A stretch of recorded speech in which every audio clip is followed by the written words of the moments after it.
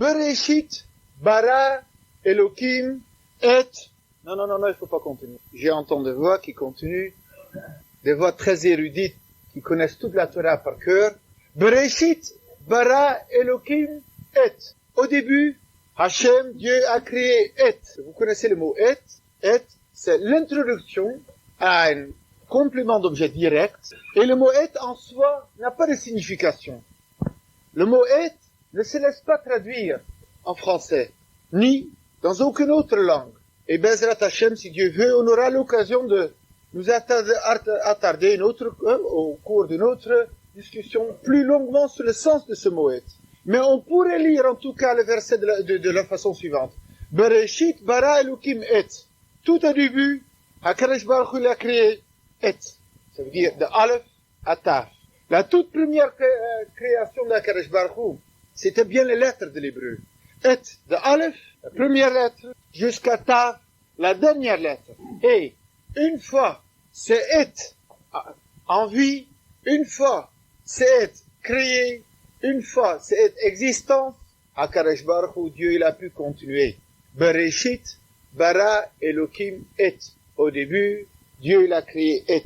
Toutes les 22 lettres de l'alphabet. Vous savez, qu'en médecine aujourd'hui, on a trouvé que le nombre de chromosomes, c'est de 22, et c'est les 22 éléments constructeurs qui donnent naissance à toute autre chose qui peut exister.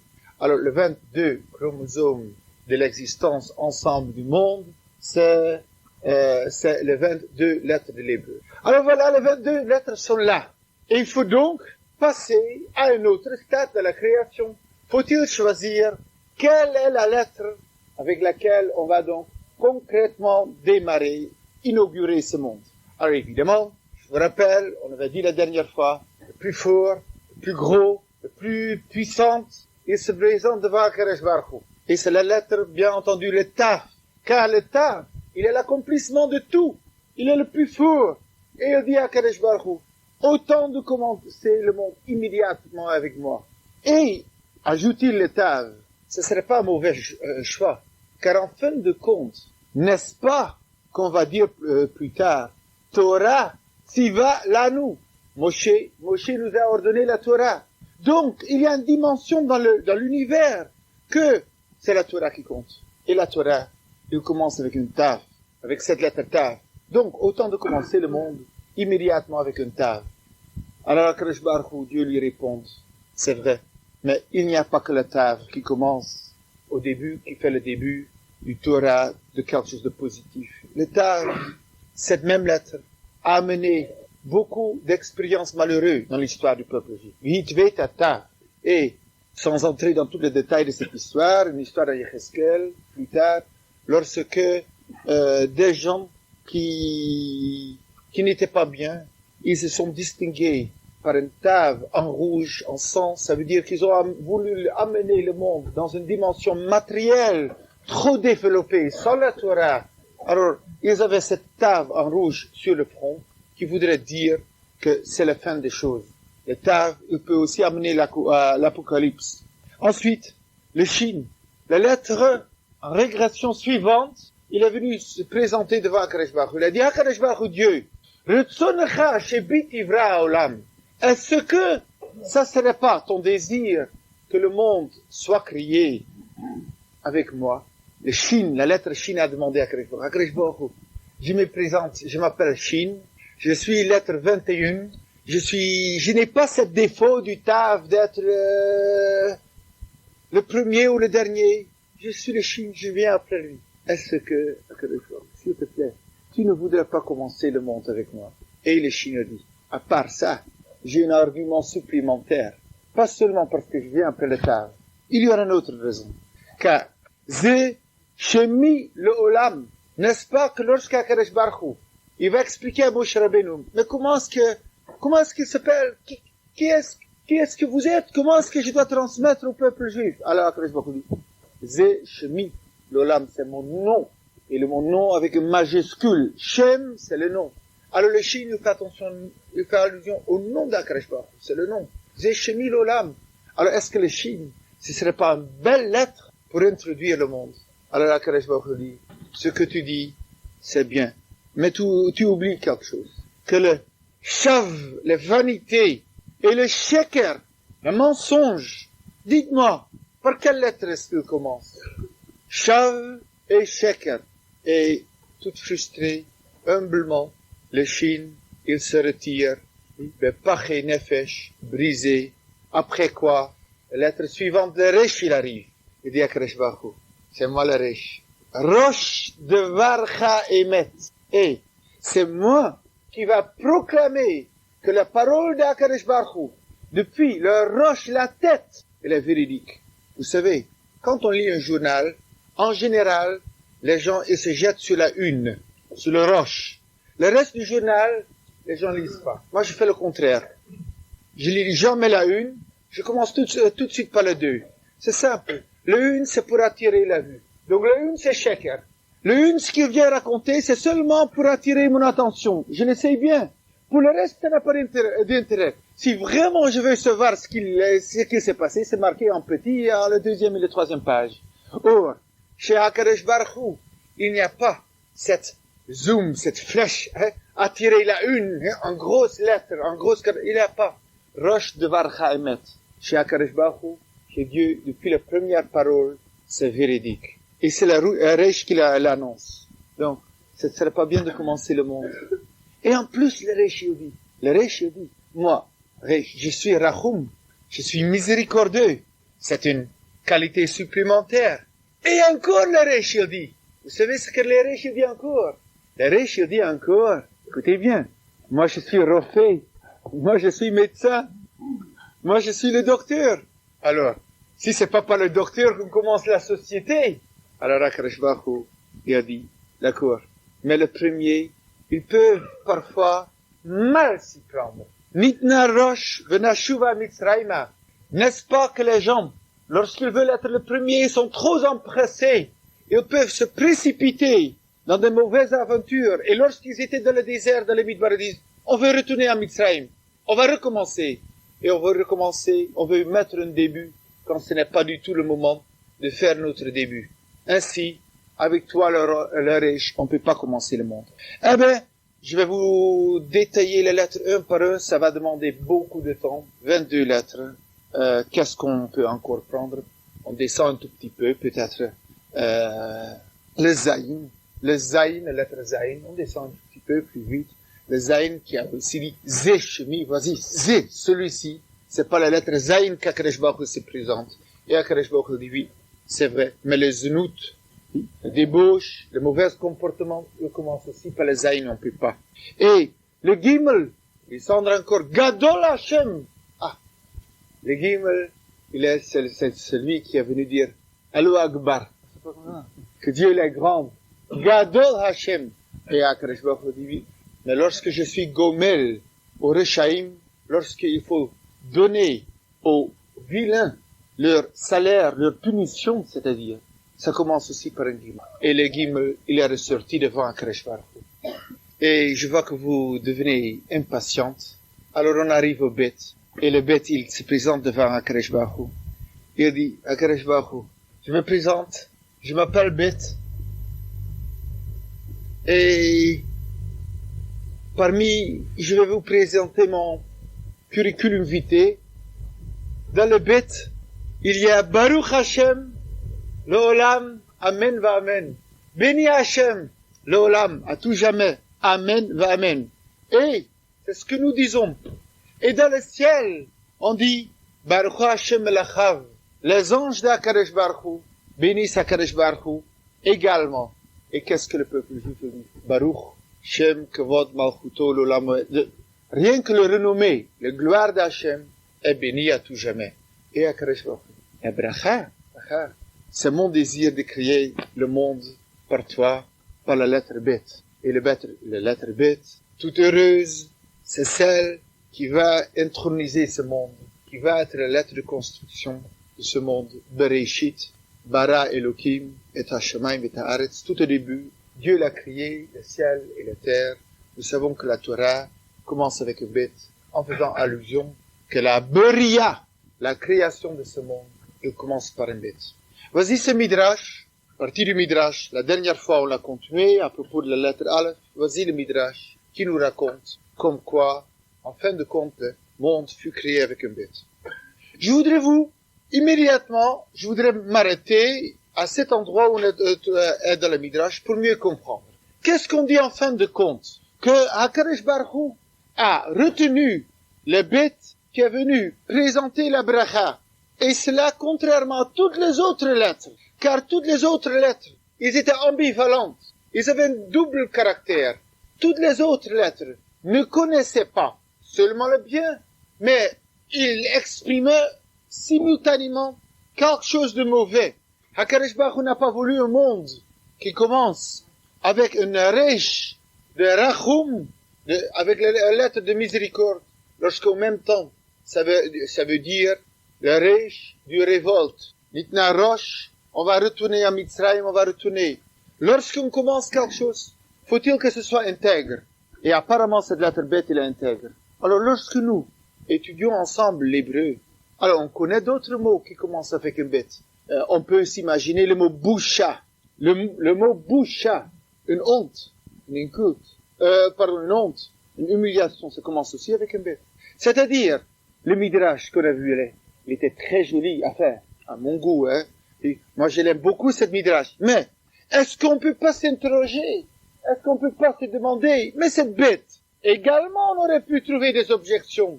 La boucha, la honte. Un autre exemple. Vous savez, l'insulte ultime qu'on peut donner à un autre juif, c'est de dire qu'il est un am haaretz, ignorant. Le juif, tous les défauts passent. Mais de dire que c'est un am haaretz, un ignorant, ça, dans le peuple juif, qui est le peuple de la connaissance du savoir, c'est cette vie. Et comment est-ce qu'on dit cela? Il y a un mot pour dire un homme qui est complètement inculte. On dit, il est bourre. Il est bourre. Bourre, ça veut dire inculte. Et ça commence avec une bête. Il y a des mots qui commencent avec une bête, qui expriment des notions qui ne sont pas si beaux que cela. Alors à ce moment-là, on peut se demander, comment se fait-il qu'HaKadosh Baruch Hu il a retenu la bête de la bracha, parce que il exprime tant de fois la bracha. Or, il y a aussi le contrepoids dans cette même lettre. Ce que je voulais vous dire, c'est la chose suivante. Que la lettre bête, sans le détailler autant qu'on avait déjà fait sur la petite feuillette, c'est la lettre de la dualité. Nous savons que la valeur numérique de la lettre bête est de 2, la lettre aleph c'est 1, le bête c'est 2, et que la lettre bête exprime toujours la dualité. Il incarne la dualité même. Et de sorte que chaque chose bête a une double existence. Et ce monde, c'est un monde du bête. Bereshit, c'est un monde de double choses. Il y a un homme, il y a la femme. Il y a le jour, il y a la nuit. Il y a le grand, il y a le petit. Il y a le noir, il y a le blanc. C'est un monde de contraste. Toute la vie, il se passe par les contrastes, par les extrémités. Et à l'intérieur de ces extrémités, notre vie évolue. C'est cela qui veut dire que le monde fut créé par la lettre bête. Et, de la façon suivante, par définition, il n'existe dans ce monde rien à part Dieu lui-même qui n'a pas une double expression. Le noir, il existe parce qu'il y a du blanc. Et la fécondité de la société, c'est parce qu'il existe un homme et une femme. Le jour et la nuit, tout dynamisme découle de la dualité. Or, l'autre côté de la bracha, c'est certain. L'autre côté de la bracha, c'est le boucha. Ça pourrait être la honte. Ça pourrait être le bourg, l'inculte. Mais vous savez qu'est-ce que c'est la bracha? Je voudrais vous essayer d'expliquer qu'est-ce que c'est la bracha. La bracha ne veut pas toujours dire d'avoir beaucoup. Ça peut être une bracha. Ce n'est qu'une forme, ce n'est qu'une expression de la bracha. La bracha, la véritable bracha, la véritable bénédiction qui existe dans ce monde est cette faculté de savoir voir que chaque chose dans ce monde, chaque chose qui m'arrive, c'est à moi à me rendre compte que cette chose a une autre facette et que cette autre facette est positive, elle est constructive. C'est-à-dire, la bracha, il est, dans un premier temps, de ne pas tomber malade. lorsqu'un homme tombe malade, ce qui arrive à toute personne dans ce monde, sans exception. Ça n'existe pas de personne depuis Yaakov Avinu qui ne connaissent pas des temps de maladie. Lorsque l'homme, pendant cette période, découvre la tfila, la prière, ça veut dire quoi? Il a vu l'autre côté de ce qui paraissait le noir, il a vu la bracha, il a rentabilisé quelque chose qui avait tout à fait les facettes de quelque chose de douloureux, il aura su rentabiliser, il aura su l'inverser, donner un dynamisme et le rendre positif.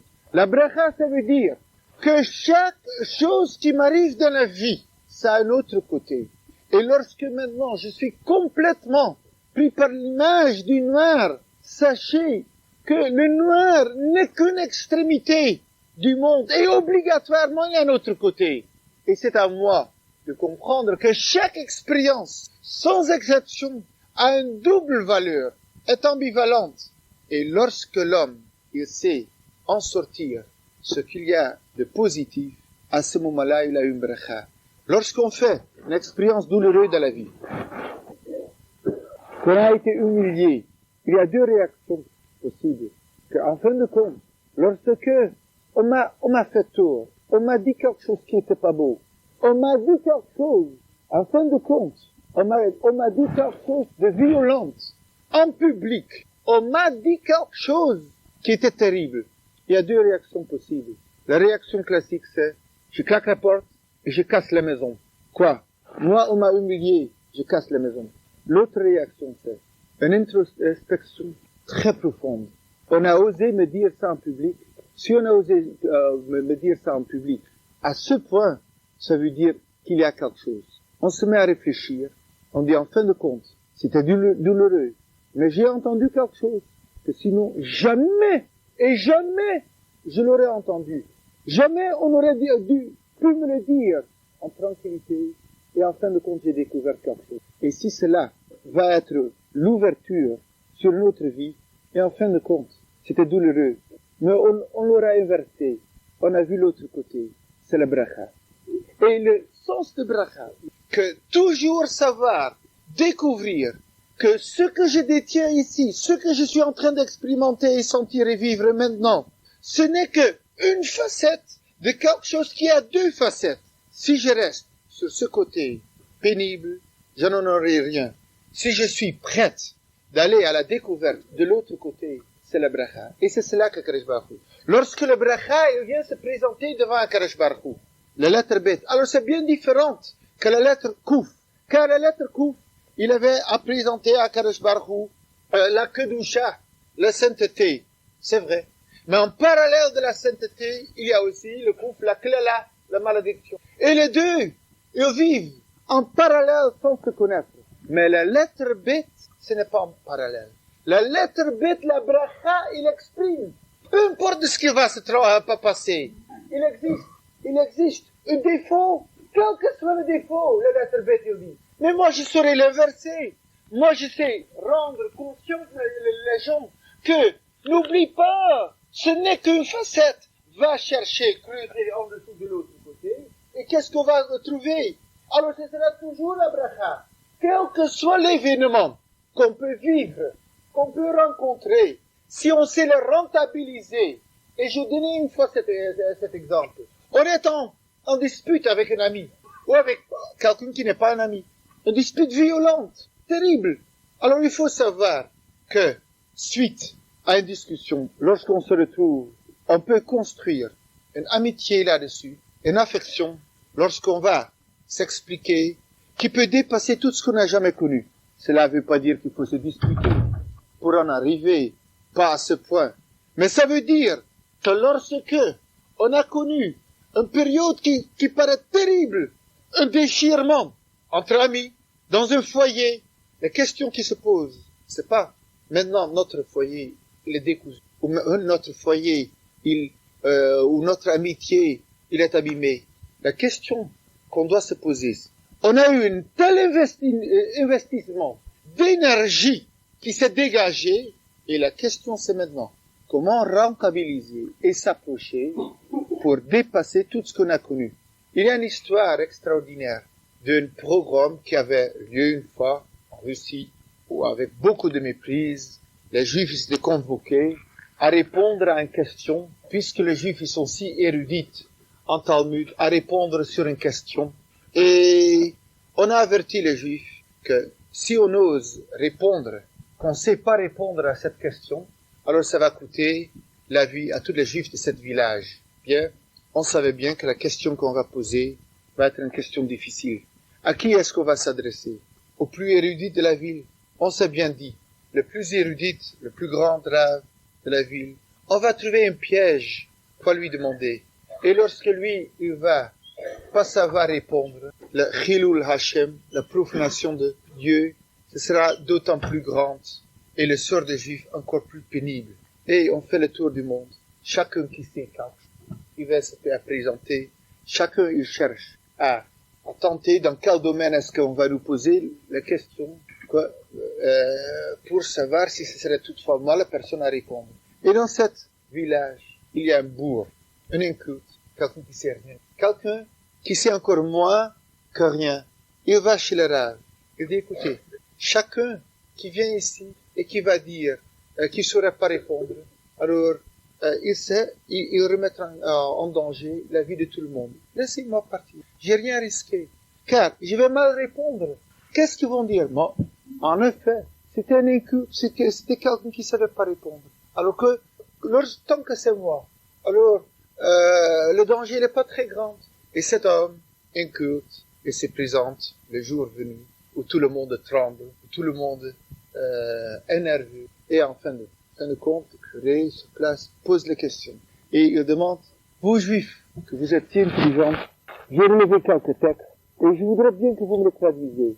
Que veut dire, et il demande, Eini Yodea. Et notre homme, Nico, dit, eh ben, je ne sais pas. Eini Yodea en hébreu, ça veut dire, je ne sais pas. Mais, c'était pas réfléchi.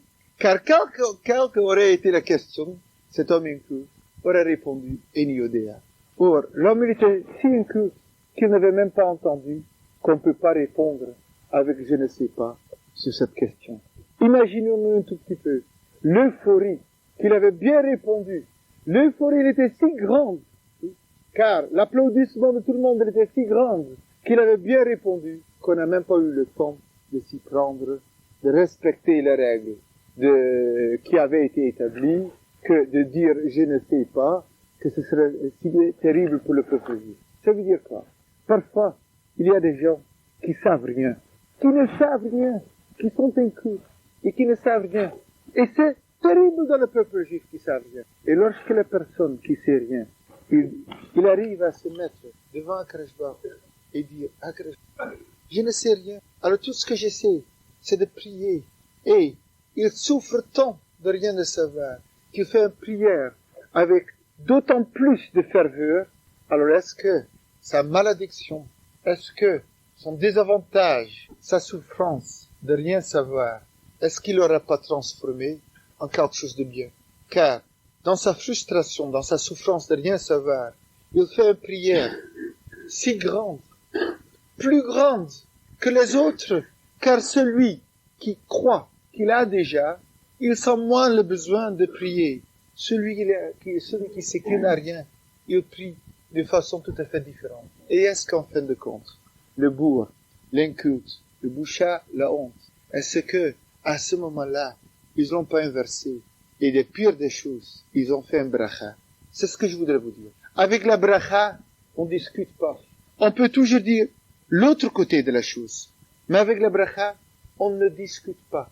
Car justement, la faculté de la bracha, c'est de savoir inverser chaque expérience de la vie, le pire des expériences, et de se rendre compte que tout ce que Akadosh fait en ce monde, cette création, c'est une création de la dualité. Et lorsque je suis en souffrance, que je fasse très attention de savoir que ça, ce n'est qu'une côté de l'histoire. Et tout le sens, c'est de découvrir l'autre aspect. À partir du moment que l'homme il fait cela, il aura eu la bracha, il aura eu la bénédiction, il aura rentabilité. Prenons maintenant un autre mot, la bessamine. Les épices, ils ont une fine odeur, un parfum, la bessamine. Vous savez, quel est le sens du mot bossem, de bessamine, de fine odeur? Le sens de fine odeur, c'est toujours, le fine odeur, ils sont là pour nous attirer vers autre chose. Quelque chose qui dégage une odeur délicate, il a son intérêt à ce que il attire notre attention à cette autre chose. C'est une façon de nous attirer. Lorsqu'Akadosh Baruch Hu, il donne à quelqu'un la bracha, et cette fois-ci, que les apparences sont l'odeur, ils sont le parfum de quelque chose de plus fort. Et ils doivent nous conduire à un intérieur, à un autre endroit. C'est-à-dire, l'homme qui est riche, il doit savoir qu'il a une apparence, mais que le sens de cette richesse, le sens de tout cet argent, c'est pour lui montrer plus loin, plus à l'intérieur, de tout le bien que l'homme peut faire avec l'argent. Lorsque Hachem, il envoie à l'homme le bonheur de la richesse, il doit savoir à tout instant que la finalité est toujours dans la dualité. Il doit rechercher au-delà des apparences qu'il a, de chercher quel est cet intérieur que le lettre bête toujours il exprime, qu'Akadosh Baruch Hu a voulu le transmettre. Je vais vous montrer tout de suite. La lettre pour maison en hébreu, le mot pour maison, il se dit bayit. Ça commence avec un bête. Vous savez quoi? Un bayit, c'est une maison. Alors, je voudrais vous dire, vous savez qu'est-ce que c'est une maison? Une maison, en fin de compte, c'est rien. Une maison, c'est une notion qui est fictive. Une maison, c'est rien d'autre que du vent. Je ne sais pas si vous le concevez de cette façon aussi, mais une maison, c'est rien. Car, on va monter quelques murs. Alors, on aura fait des murs, maison à ériger. On est content. Vous voyez, j'ai une maison. Où est ta maison? Là et là. D'accord. Je dis, bon, pendant quelques instants, imaginons-nous qu'on enlève les murs. Qu'est-ce qu'il en reste de notre maison? Lorsqu'on enlève les murs, qu'est-ce qu'il en reste de notre maison? Alors, je vais vous demander. Alors donc, c'est que les maisons, c'est vos murs. Car lorsque les murs sont plus là, il n'y a plus de maison. Est-ce que c'est juste? Alors, Gebra a dit, Baït, le Toho Asu. Ça veut dire une maison. Elle se définit par l'intérieur. On monte des murs et ensuite, une fois qu'on a des murs, alors le sens de cette mur, c'est l'intérieur. C'est à l'intérieur que ça doit vivre. Alors maintenant, le problème est comme ça. Beaucoup de gens, ils pensent qu'une fois qu'ils ont fait leur vie, mais regardez bien, je me suis construit une belle maison. Alors j'ai tout. J'ai une belle maison. Et combien de gens, ils ne se sont pas fait une belle maison, ils ont oublié que maison, c'est du vent. Enlève le mur, tu n'en as plus rien. Et il y a un certain nombre de lettres en hébreu, les lettres de Begad, Chepat, 6 lettres en hébreu, qui peuvent avoir un dagesh, un petit point à l'intérieur, qui va intensifier la sonorité de cette lettre. Donc, on peut avoir la lettre bête, qui se prononce très faiblement, à peine perceptible, bête. Lorsqu'il y a un point dedans, alors ça devient un bête. Autrement dit, il y a ici une allusion. Sachez à tout instant que la maison c'est bien beau, mais faut-il encore qu'il y a quelque chose dedans qui exprime des choses. Et s'il n'y a pas quelque chose dedans qui exprime, alors en fin de compte, ta maison, elle reste vide. C'est du vent, il n'y a rien du tout. Et le véritable bête, nous le savons lorsqu'on parle du bête, c'est le bête avec les dagesh, celui qui se prononce bien, celui qui a un contenu. Une autre lettre qui peut avoir ce même phénomène, c'est la lettre F, la bouche. Tout le monde est la bouche. Tout le monde est là et peut parler. Très peu sont les gens qui ont quelque chose dans la bouche. Très peu sont les gens qui sont conscients qu'il ne suffit pas d'avoir une bouche, qu'il faut avoir encore quelque chose à l'intérieur de cette bouche qui en vaille la peine d'être exprimé. Ça, c'est le phénomène qu'on peut montrer dans toutes les lettres, du dagesh à l'intérieur de certaines lettres. C'est-à-dire, le danger, il est de prendre même le bête en face, en valeur face, dans ses apparences, et de croire que la finalité se trouve là-dedans. Lorsque quelqu'un s'est monté une maison, il a une belle maison, il a tout. Il dit, mais Je comprends pas. Pourquoi dans notre maison, on n'est pas heureux? Pourtant, j'ai donné tout à ma femme, je lui ai donné une belle maison. Qu'est-ce qu'elle veut de plus? On a oublié qu'on n'a rien donné. Les gens qui pensent qu'ils ont donné beaucoup, et ils ont donné beaucoup du monde matériel, ils ont donné les murs, mais ils ont créé un vacuum, un vide, qui peut contenir. Mais lorsqu'on oublie à continuer, à remplir, à mettre à l'intérieur l'essentiel, on n'a rien. Je vais vous donner un autre exemple. Vous savez quel est l'autre exemple que je vais vous donner? L'autre exemple est évidemment le mot baguette. Qu'est-ce que ça veut dire le mot baguette? Un habit, un vêtement. Alors vous savez, malheureusement, fort souvent, les gens, ils s'habillent d'une façon plus longue, d'une façon excessive, très bien. Et souvent, plus qu'il y a du baguette de l'extérieur, moins qu'il y a. Le baguette aussi, c'est du vent. Un habit, c'est du vent. Car, c'est-à-dire du vent avec un potentiel. Il doit créer l'espace pour l'intérieur. Mais lorsqu'à l'intérieur du vêtement, on dit c'est pas nécessaire. On a créé le baguette. Et on croit, oui, je peux sortir ce soir. Je peux bien sortir ce soir. Parce que je suis bien habillé. On a passé à côté de tout. On peut sortir ce soir parce qu'on est bien habillé. C'est pas la première question à se poser. La première question, est-ce que ce soir, pour sortir, est-ce que mon intérieur, je le lâche un instant, il n'y a pas de bout. Lorsqu'on va sortir le soir, la question c'est, lorsque je vais sortir, est-ce que j'aurai quelque chose à donner? Car une maison peut être une maison qui isole, et la maison où il y a un manque de contact. Justement, les maisons qui me renferment des autres, ou le bail qui est la porte, dans lequel il y a tout instant d'ouverture. Lorsque je vais sortir que je me pose la question, non pas qu'est-ce que les gens vont dire de la dernière création de Dior que j'ai eu ce soir, et qu'est-ce qu'ils vont dire de mon sac, comment tu dis, Rumenstein, tout comme ça.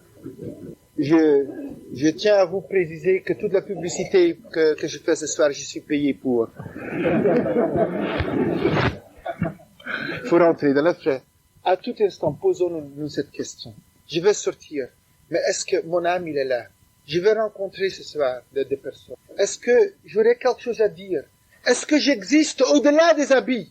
Est-ce que j'existe au-delà des apparences? Est-ce que, d'accord, le baguette, il est là, mais qu'est-ce qu'il y a dedans? Est-ce qu'il y a dedans quelque chose? Ce qui nous amène immédiatement au mot suivant, Bassar, la chair. Car en fin de compte, l'homme, il est quoi? C'est Bassar Vadam. Le mot d'âme, on laisse de côté pour le Dalet. Sinon, j'aurais rien à dire lorsqu'on arrive là-bas. Et lorsque un homme, il est chair et sang. Et ce qui est le plus visible, c'est certainement la chair. Et beaucoup de gens, Baruch Hashem, sont bien en chair, dans quelque sens que vous voulez entendre cela. Mais en fin de compte, lorsque la chair, c'est du vent, il crée un intérieur dont tous les nombreux Rofim, médecins parmi nous, pourront vous détailler toute l'anatomie, mais ça reste un vide, ça reste une chair, donc même l'intérieur est une chair, et rien d'autre. Alors, est-ce que ça donnait naissance à une intérieur? Cette dualité, cette autre facette, est-ce que ça a créé quelque chose? Alors voilà, 3 mots. Baït. Baït, le Torah, un baït, il est fait pour l'intérieur, pour créer quelque chose d'intérieur. Et lorsque les gens, ils disent, eh ben, il faut que je construise un foyer pour pouvoir recevoir des amis. Ils font une erreur. Il faut créer un foyer pour être en harmonie avec soi-même, avec son époux, son épouse. Et lorsqu'il y a une harmonie dans un foyer, c'est un foyer qui peut recevoir des amis. Lorsqu'on crée une maison pour l'extérieur, mais si c'est pas joli, alors comment est-ce que je vais faire venir les amis? C'est-à-dire, on a créé une baille de maison pour l'extérieur et l'intérieur, il reste vide, il n'y a rien. C'est le sens du mot baït, c'est le sens du mot baguette. La prochaine fois qu'on m'invitera à décrire un article dans le magazine Elle, je pense que je vais prendre cela comme thème. C'est le sens, maison, baguette, c'est le sens du mot bassar. Chaque fois, le terme hébreu, il fait appel, cette bête, c'est par cela que ça commence. Toute la bria, toute la création, Rabotai. On voit tout le monde, toute le physique, toute la création.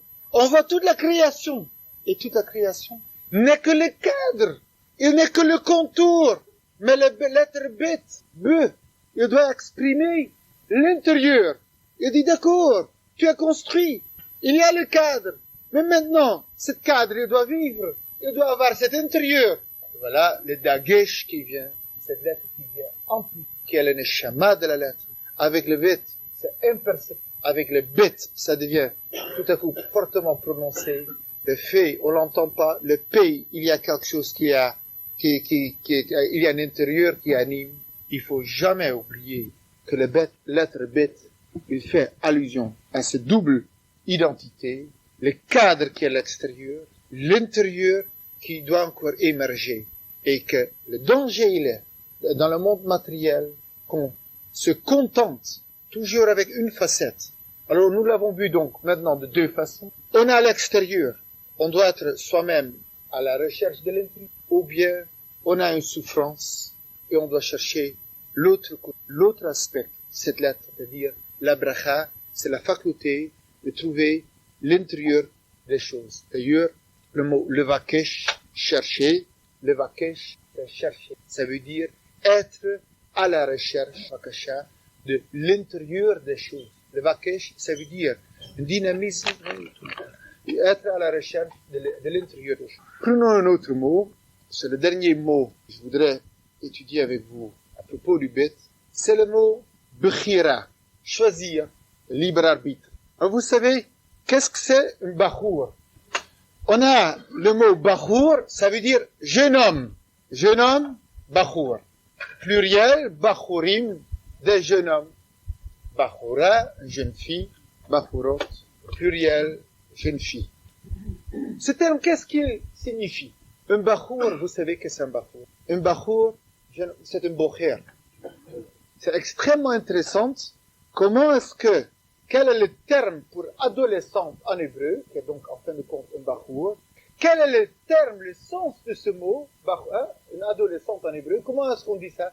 C'est quelqu'un qui se trouve en plein choix. Bocher. C'est quelqu'un qui se trouve dans sa vie. C'est en train de choisir, en train de connaître toutes les options de la vie, et donc la possibilité de faire comme les parents, ou de refuser les parents. Alors ça, c'est très douloureux pour les parents, de savoir que le fils est bocher, que le fils il choisit. Le fils qui a la possibilité de remettre en question tout ce qu'il reçoit, tout ce qu'il a reçu de la maison.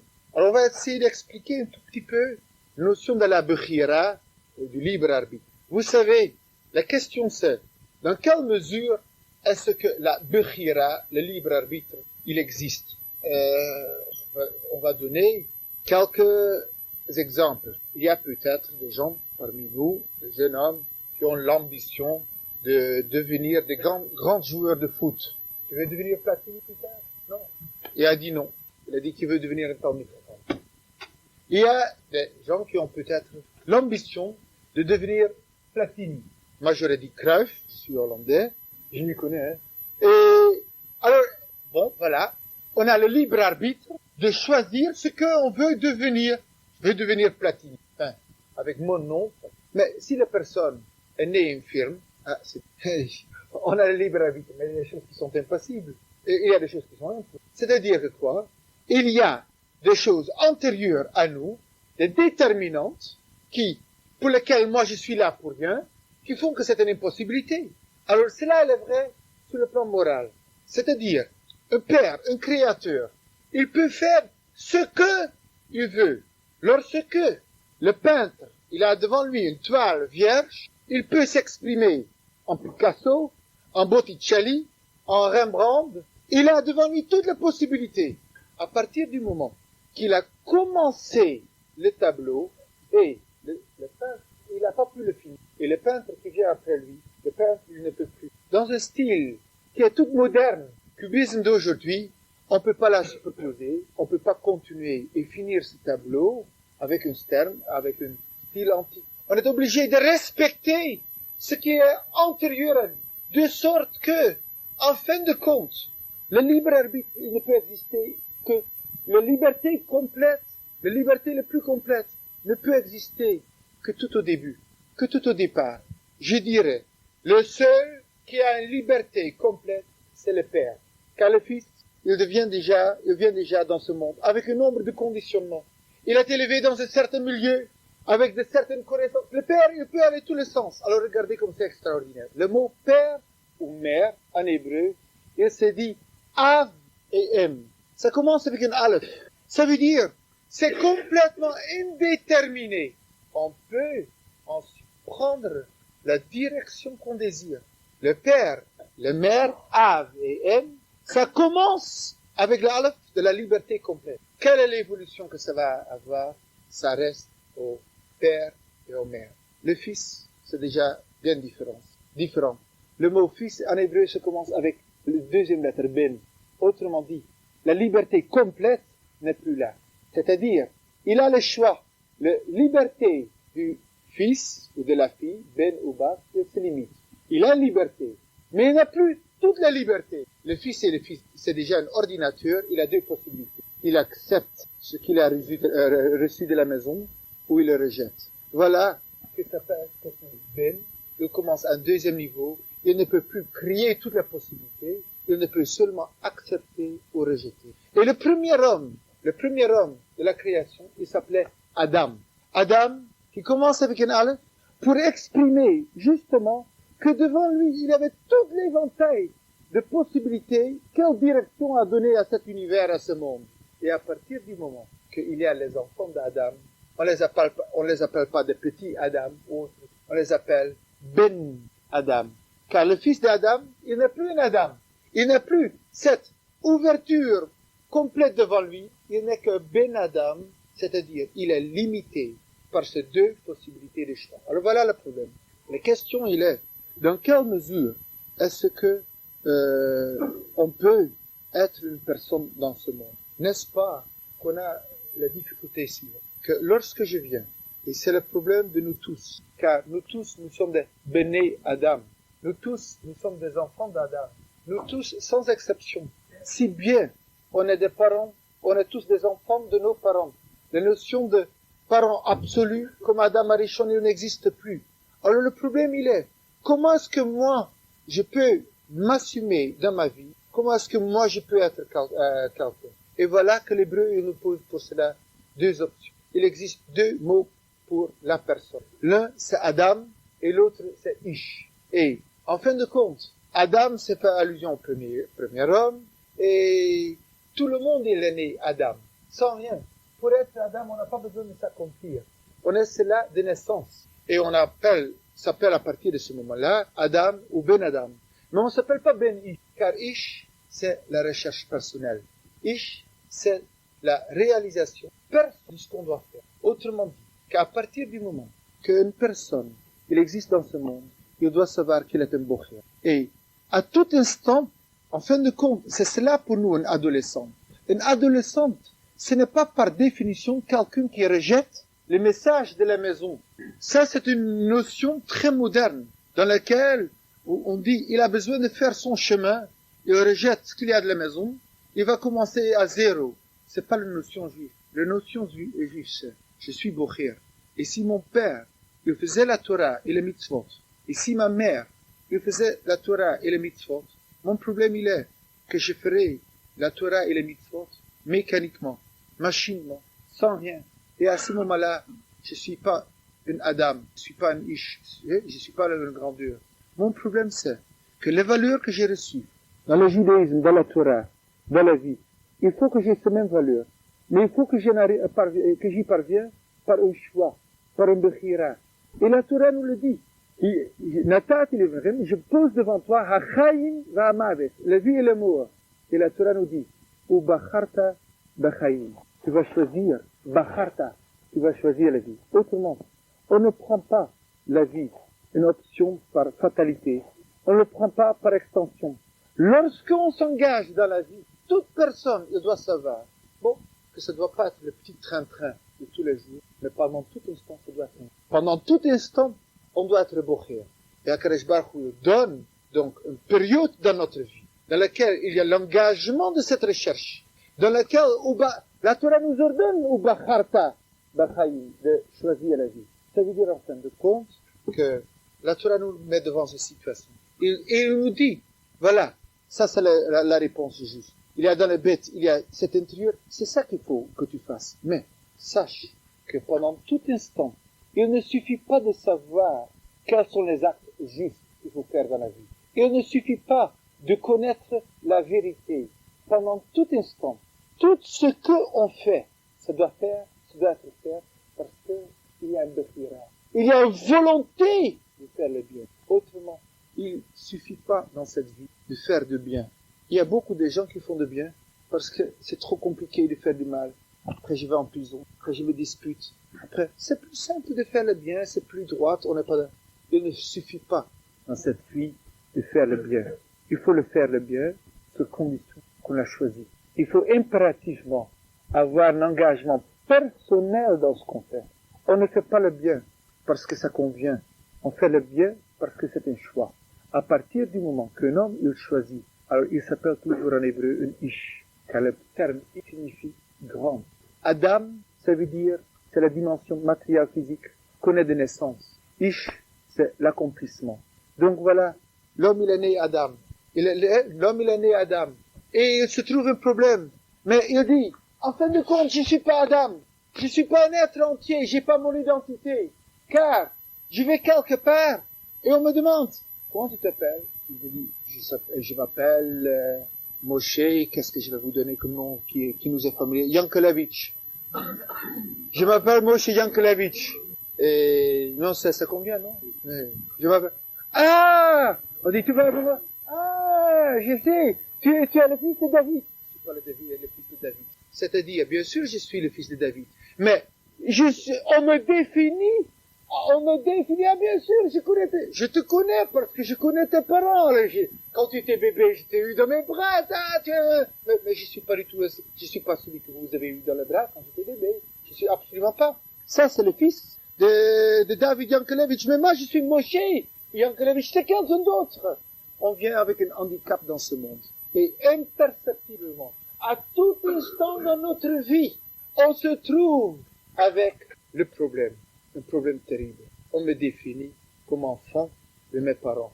C'est un poids qui est difficile à assumer. Mais, et là je reviens, un juif, lorsque il sait qu'en fin de compte, changer les désavantages en avantage, en bracha, ça veut dire, nous, de toute façon dans ce monde on a des parents.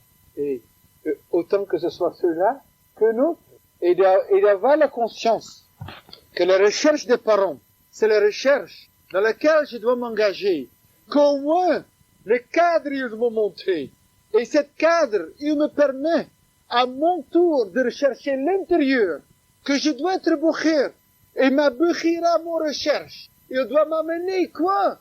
À les mêmes apparences que ceux de mes parents. Mais moi, je dois mettre mon dagesh dedans. Je dois mettre mon point dedans. Mon intensification qui ne s'écrit pas parce que lorsqu'on écrit l'hébreu, on met pas les bêtes. Mais moi, je dois l'insuffler, cela.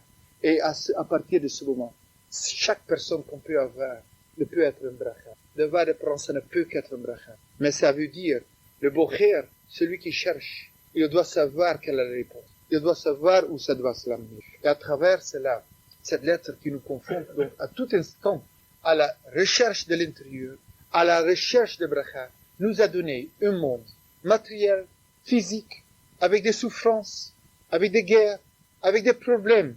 Mais il faut savoir à tout instant que cela c'est le cadre, que c'est à l'intérieur de tout cela que l'homme peut trouver un bracha, que l'homme doit trouver un bracha. Et lorsque l'homme perce le mystère de l'existence et il cherche à y mettre un dagesh, l'accentuer et de le insouffler une âme, une neshama, à ce moment-là, quelle que soit la chose qui arrive, quel que soit l'événement qui m'arrive, du moment que je saisis l'intérieur, il y a là dedans bracha, il y a là un bénéfice. Et c'est pourquoi ce monde fut créé avec cette lettre qui a ce pouvoir d'inverser chaque chose et de lui donner un contenu positif et constructif qui est le début de toute une vécu humaine.